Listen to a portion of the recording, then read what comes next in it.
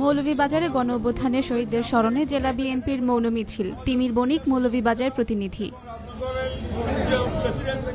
ঐতিহাসিক জুলাই-আগস্ট গণঅভ্যুত্থানে শহীদদের স্মরণে মৌলভীবাজার জেলা বিএনপি এক মৌন মিছিলের আয়োজন করে। শুক্রবার জুমার নামাজের পরে শহরের পশ্চিম বাজার জামে মসজিদ প্রাঙ্গণ থেকে শুরু হয় এই মৌন মিছিল। জেলা বিএনপির আহ্বায়ক ফয়জুল করিম ময়ূন ও সদস্য সচিব আব্দুর রহিম রিপনের নেতৃত্বে মিছিলটি শহরের প্রধান প্রধান সড়ক প্রদক্ষিণ করে শেষ হয় এম সাইফুর রহমান সড়কে। মিছিলে বিএনপি ও অঙ্গ সহযোগী সংগঠনের বিপুল সংখ্যক নেতাকর্মী অংশগ্রহণ করেন।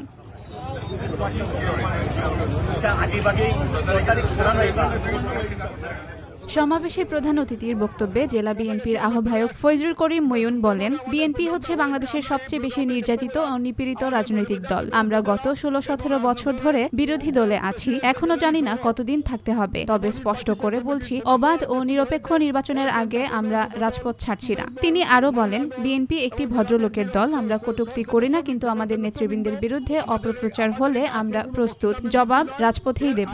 জেলা বিএনপির সদস্য সচিব আব্দুর রহিম রিপন বলেন, শহীদ প্রেসিডেন্ট জিয়াউর রহমান, বেগম খালেদা জিয়া এবং তারেক রহমানের পরিবার বাংলাদেশের স্বাধীনতা ও সার্বভৌমত্বের প্রতীক। তাদের নিয়ে বিদ্বেষ মানে দেশের ইতিহাসকে অস্বীকার করা। অনেক সহ্য করেছি, কিন্তু এখন আর নয়, অপপ্রচারের জবাব হবে রাজপথেই। সকলকে ধন্যবাদ জানাই। আমি একটা কথা বলতে চাই যে আমরা দীর্ঘ 16-17 বছর যাবৎ আমরা বিরোধী দলে ছিলাম।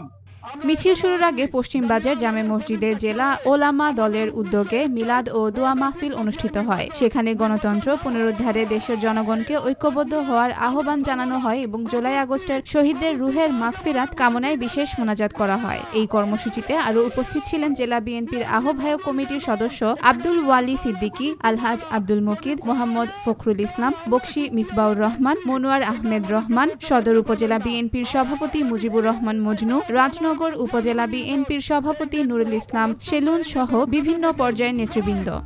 হিংসান্বিত হয়ে গেছেন, হিংসা বিদ্বেষ ছড়াচ্ছেন, এগুলা ঠিক নয়। এগুলা যদি চলতে থাকে এগুলার জবাব দেওয়া হবে। ধন্যবাদ সকলকে। আসসালামু আলাইকুম।